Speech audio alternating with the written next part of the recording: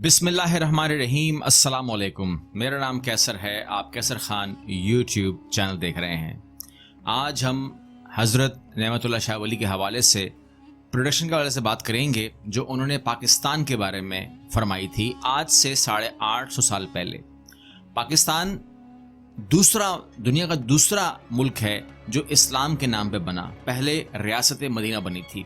रियासत मदीना जब वजूद में आई तो उसको सबसे ज़्यादा जो पहला ख़तरा हुआ था वो मुशरकों से हुआ था, बुत परस्तों से हुआ था।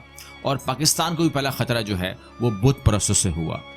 रियासत मदीना यानी कि मदीना तैयबा और पाकिस्तान दोनों का मतलब भी सेम है, यानी कि पाक लोगों की रहने की जगह। अब अगर आप देखें तो उस वक्त जो मुशरिकीन थे या बुत परस्त थे उनको भी जो सपोर्ट थी वो यहूदियों की थी, और आज जो मुशरिकीन हैं या बुत परस्त हैं उनको भी सपोर्ट जो है वो यहूदियों की है। हज़रत नेमतुल्लाह शाह वली साहब ने ना कि सिर्फ 850 साल पहले पाकिस्तान के क़याम की खुशखबरी सुना दी थी अपने आशार के ज़रिए, वो आशार भी मैं आपके सामने रख दूंगा, बल्कि उन्होंने यही बता दिया था कि पाकिस्तान से कौन कौन से काम लेने हैं। बाद अज़ां गिरद नसारे मुल्क हिंदुयाँ तमाम ता सदी हिकमशमियाँ हिंदुस्तान पैदा शुद। यानी अंग्रेज़ों की हुकूमत सिर्फ एक सदी तक कायम रहेगी। नेमतुल्लाह शाह वली के इस शेर पर एक अंग्रेज़ हुक्मरान लॉर्ड चेसम ने पाबंदी लगवा दी थी। इसके बाद क़याम पाकिस्तान के मुतल्लिक फरमाते हैं, दो हिस्स सू हिंदो गर्दो खूं आदम शुद रवां शोरश फितना फजू अज गुमा पैदा शुद। यानी हिंदुस्तान दो हिस्सों में तकसीम हो जाएगा और बहुत ज़्यादा शोरश और खून खराबा होगा। फिर अगले शेर में फरमाते हैं, मोमिना या बंद अमा दर खज़ा असलाब ख्वेश बाद अज रंज अकूब बुत बख्शां पैदा शुद मोमिना। यानी मुसलमान दारुल अमान में अमान हासिल कर लेंगे। इस शेर में इन महाजरीन की तरफ इशारा है जिन्होंने हिंदुओं के जुल्म सितम सहने के बाद पाकिस्तान आकर अमान पाई। सन 1965 की जंग का भी जिक्र करते हैं और फरमाते हैं कि 17 दिन तक चलेगी, मोमिनों को अल्लाह ताला फतह देगा।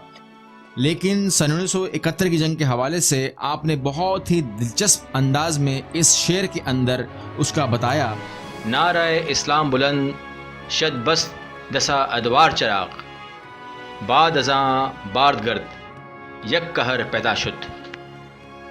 यानी इस्लाम का नारा 23 साल तक बुलंद रहेगा, यानी दूसरी मर्तबा इन पर कहर टूटेगा। आप जानते हैं कि पाकिस्तान इस्लाम के नाम पर बना था, लेकिन ठीक 23 साल के बाद साजिशों ने इसमें लसानियत का जहर घोल दिया और बंगाली का नारा लगाकर बांग्लादेश को हमसे अलग कर दिया। और इस पर इंदिरा गांधी ने बहुत ही तकब्बुराना अंदाज में कहा था कि आज हमने दो कौमी नज़रिए को जो इन्होंने बनाया था हमने खलीज में गर्क कर दिया है। नेमतुल्लाह शाह वली साहब जो हैं वो पाकिस्तान के हवाले से बहुत सारे अशार के ज़रिए बहुत सारे पैगामात शेयर करते हैं, बताते हैं, और बिल्कुल पॉइंट टू पॉइंट होते हैं, उसमें कोई हमें शक नहीं होता। मैं उनको मिलाकर एक खुलासे की सूरत में मैं इसको कंपाइल करके, ताकि आसानी हो जाए और इसको मुख्तसर करना है तो हम इसको शॉर्टकट कर देते हैं। अगर हम 350 अशार को लेकर चलेंगे तो बहुत लंबा टाइम हो जाएगा। तो यहाँ पर वो कहते हैं कि एक पाकिस्तान को एक बहुत ही जंगजू लीडर मिलेगा। एक आम ख्याल यही तसव्वुर कर सकते हैं हम कि वो हो सकता है कि वो कोई लीडर, कोई हमारा जर्नैल हो जो एक आखिरी जंग की तरफ जाएं, जिनकी क़यादत में एक आखिरी और फैसला कुन जंग होगी जिसमें पाकिस्तान अटक तक खैबर पख्तूनख्वा और पंजाब के कई इलाके खो देगा, लेकिन मुसलमान जंग जारी रखेंगे, जिसके बाद बिलाखिर दुश्मन मुकम्मल तौर पर ज़ेर हो जाएगा। जहाँ तक जंगजू हुक्मरान की बात है तो ये आम ख्याल है, वो कोई जर्नैल ही हो सकता है। आप नेमतुल्लाह शाह वली साहब फरमाते हैं कि उस जंग में पाकिस्तान की मतलब पाकिस्तान में कह रहा हूँ, हमारी मदद, मुसलमानों की मदद जो है वो मंगोल करेंगे। और उस वक्त चीनियों को मंगोल कहा जाता था। तो आज अगर आप एक ग्राउंड रियलिटी देखें तो ज़मीन की हकीकत यही है कि पाकिस्तान और चीन आज के दौर में एक बेहतरीन दोस्त, एक आयरन फ्रेंडशिप इनकी हो चुकी है। और जहाँ तक बात इलाका खोने की बात होती है تو ایک عام طور پر ہم تصور کر سکتے ہیں وہ یہ کہ جو افغان کی نیشنل آرمی آج کل جو ہے، ہو سکتا ہے، یہ کوئی کنفرم بات نہیں کر رہا ہوں، یہ میرا خیال ہے، ہو سکتا ہے کہ وہ جب اگر ہم جنگ میں مصروف ہوتے ہیں اپنی مشرق کی طرف، تو ہو سکتا ہے کہ مغربی سمت سے داخل ہو جائیں اور اٹک تک کا خیبر پختونخوا علاقے پہ اس وقت عارضی قبضہ کر لیں۔ اس کے بعد نعمت اللہ شاہ ولی صاحب جس فوج کے حوالے سے غزوہ ہند لڑنے کی بات کرتے ہیں، اس کے بارے میں ہمیں کوئی شک نہیں ہے کہ وہ پاکستانی فوج کے بارے میں ہی بات کر رہے ہیں، اور اس کی دلیل یہ ہے، غزوہ ہند والی حدیث میں لڑنے والی فوج اسرائیل کے خلاف بھی جنگ کرے گی، یعنی یہودیوں سے، اور آج اس خطے میں جو اسلامی ممالک موجود ہیں جس کے بیک وقت اسرائیل اور انڈیا کے ساتھ معاملات خراب ہیں اور کئی جنگیں بھی ہو چکی ہیں، یہ شرط نہ تو افغانستان پوری کر سکتا ہے اور نہ تو بنگلہ دیش اور نہ ہی ایران۔ اب میں آپ کو حضرت نعمت اللہ شاہ ولی کی پیشنگوئیوں کے حوالے سے ایک چھوٹا سا واقعہ سناتا ہوں۔ جیسا کہ آپ جانتے ہیں کہ ہندوستان میں جو بھی لوگ کام کرتے ہیں تو یہ کوئی بھی کام کرنے سے پہلے مہورت نکالتے ہیں اور اس کی کوئی حساب کتاب بہت کرتے ہیں۔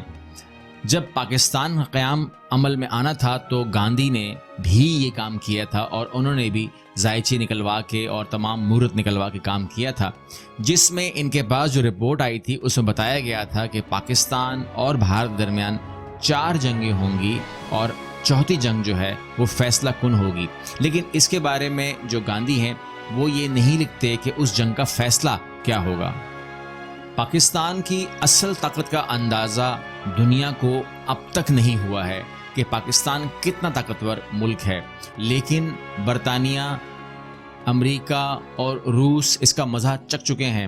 اور اب میں یہی کہہ سکتا ہوں، حالیہ مثال آپ کے سامنے امریکہ کی ہے، جو اس وقت روس سے بس اب جانے کی تیاری ہے، اب اعلان ہو چکا ہے، اور تقریباً 25 دسمبر 2020 تک ہم یہ بات سن لیں گے کہ وہ تمام لوگ یہاں سے اب کچھ ہی ایک مہینے میں یہاں سے چلے جائیں گے۔ اور وہ یہ بات علی اعلان کہتے ہیں کہ ہماری شکست طالبان کے ہاتھ نہیں ہوئی، ہماری شکست افغانستان سے نہیں ہوئی، ہمیں اگر شکست دی ہے تو پاکستان نے دی ہے۔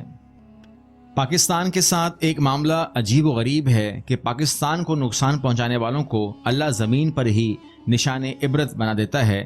دنیا بھر میں اس وقت عالم اسلام کے خلاف آپریشنز ہو رہے ہیں اور پراکسی وار چل رہی ہیں، جس میں بہت سارے ممالک اپنی لپیٹ میں ہیں، کوئی جنگ کی صورت اور کوئی امن معاہدے کی صورت میں اس میں آ رہا ہے۔ لیکن اگر آپ غور کریں تو صرف پاکستان ہی واحد ملک ہے جہاں پر نہ امن کے نام پر، جو ان کا امن ہوتا ہے، نہ کسی امن معاہدے کے نام پر وہ ہمیں ٹیبل پہ لا سکے کہ وہ ہمیں جھکائیں، اور نہ ہی اپنی پراکسی وار کے ذریعے ہمیں جھکا سکے، بلکہ جو آئے تھے ان کو ہی جانا پڑا اس خطے سے۔ پاکستان کا کوئی بھی دشمن اس زمین پر رہ کر اس نے عزت نہیں پائی، اس نے خیریت نہیں پائی۔ آپ کو یاد ہوگا کہ تامل کا جو تھا سری لنکا میں، وہ کہتے تھے کہ یہ بندہ کبھی مر نہیں سکتا، اس نے پورے سری لنکا کو ناک میں دم کیا ہوا تھا، اور وہ کہتے تھے کہ یہ سورج کو ماننے والا ہے یا سورج کا بیٹا ہے، پتہ نہیں کیا اس کا نام رکھا گیا تھا۔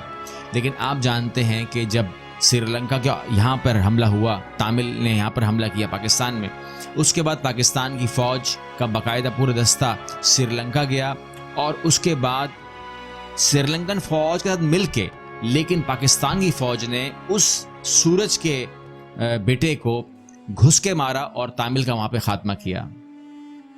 پاکستان کے پاس جو طاقت ہے، جو میزائل پروگرام ہے یا ایٹمک پاور ہے یا جو کچھ بھی ہے، اس کی فہرست بہت طویل ہے، اس پر ہم بحث نہیں کر سکتے۔ لیکن یہ میں آپ کو بتا دوں کہ عالمی رپورٹ کے مطابق جو پاکستان کے پاس ایٹمی میزائل ہیں، جو ہمارے پاس وار ہیڈز کا سسٹم ہے، جو کچھ بھی ہمارے پاس ہے، اس کا مقابلہ عالمی رپورٹ کے مطابق 2 ہی ملک کر سکتے ہیں، یا امریکہ یا چین۔ یہ 2 ملک ہیں جو اس لیول پہ پاکستان کے ساتھ ملتے ہیں۔ کمپیریزن میں اس ٹیکنالوجی کے اندر پاکستان، امریکہ اور چین کے علاوہ کوئی ملک بھی ان قریب نہیں آتا ہے۔